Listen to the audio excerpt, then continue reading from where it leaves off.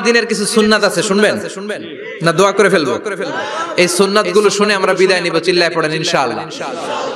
জুমার দিনের প্রথম সুন্নত হচ্ছে জুমার দিনের ফজরের নামাজটা জামাতে পড়া। সবাই কয় খাইছে, হুজুরে ধরছে জায়গা মতো, আসল জায়গায়। জুমার নামাজের প্রথম সুন্নত হচ্ছে ফজরের নামাজটা কি পড়া? জামাতে।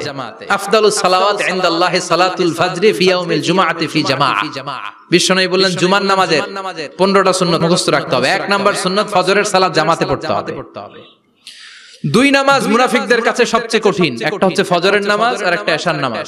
এক আলেমকে জিজ্ঞেস করা হলো ফজরের বাতাসটা এত ঠান্ডা আর স্নিগ্ধ কেন? আলেম উত্তর দিয়েছিল কারণ ফজরের বাতাসে মুনাফিকদের নাকের দুর্গন্ধ মিশে না। ফজরের বাতাসটা স্নিগ্ধ, ফজরের সময় আল্লাহওয়ালাদের আনাগোনা, মুসল্লিদের আনাগোনা, ইসলামের পক্ষের শক্তির আনাগোনা। চিল্লায় বলেন ঠিক কিনা? মসজিদে নববীতে জুমার নামাজের দৃশ্য আর ফজরের নামাজের দৃশ্য ছিল এক। বাংলাদেশে ফজরের নামাজের দৃশ্য আর জুমার নামাজের দৃশ্য এক নাকি? ফজরের নামাজের সময় মুসল্লি নাই, এক কাতার হয় না, আর জুমার নামাজে পাক্কা মুসল্লি দেরি করে গেলে বারান্দায়ও জায়গা পায় না। কথা কন। তাহলে ফজরের নামাজটা আমরা জামাতে পড়ব ইনশাআল্লাহ।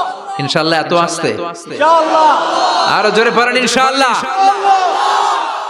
মনে থাকবে? দুই নাম্বার সুন্নাহ হচ্ছে আসওয়াক, মিসওয়াক করা। মাথরাতুন লিল ফাম মারদাতুন লির রাব। মিসওয়াক করলে দাঁত পরিষ্কার থাকে, আল্লাহ খুশি হয়ে যায়। বিশ্বনবী বলেছেন যদি আমার উম্মতের জন্য কষ্ট না হতো প্রত্যেক নামাজের আগে মিসওয়াক করা আমি ফরজ করে দিতাম। সুবহানাল্লাহ। মিসওয়াক ছিল বিশ্বনবীর জীবনের শেষ আমল। এই মিসওয়াক করে বিশ্বনবী শেষ নিঃশ্বাস ত্যাগ করেছেন। আপনার নবী আমার নবী ওনার জীবনের সর্বশেষ আমল ছিল কি? সুবহানাল্লাহ কইবেন না?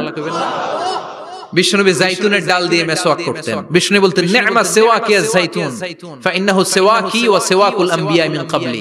জাইতুনের ডালের মিসওয়াক কতই না ভালো, কারণ এটা দিয়ে আমিও মিসওয়াক করি, আমার আগে সব নবীরা জাইতুনের ডাল দিয়ে মিসওয়াক করেছে। সুবহানাল্লাহ। তিন নাম্বার হচ্ছে দুহুন, তেল মালিশ করবেন।